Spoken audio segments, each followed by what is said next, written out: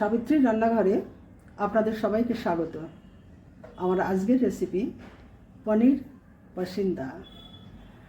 পনির নিয়েছি আমি 250, ওখানে বেসন আছে 1 বাটি, আর আছে নুন, হলুদ, শুকনো লঙ্কার গুঁড়ো, অল্প কালো জিরে, পোস্ত। আর যখন আমি বেসনটাকে ফেটিয়ে নেব তখন খাবার সোডা দেবো অল্প, তারপর আমি করব।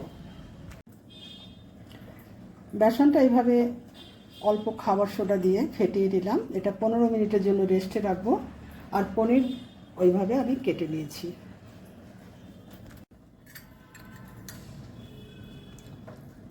অল্প করে পোস্ত দিয়ে দিচ্ছি।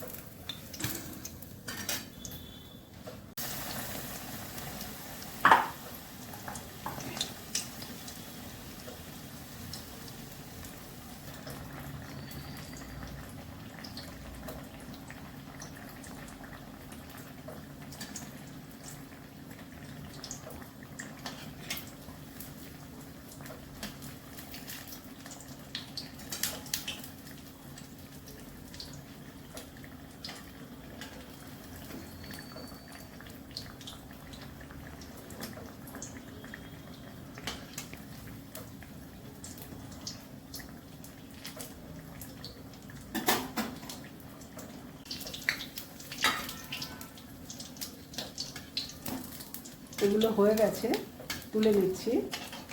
এর পরেরগুলো এইভাবেই ভেজে নেব।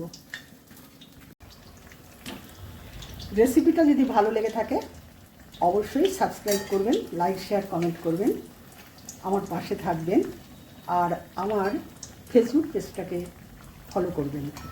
আপনারা সুস্থ থাকুন, ভালো থাকুন। ভিডিওটা আমি এখানেই শেষ করছি।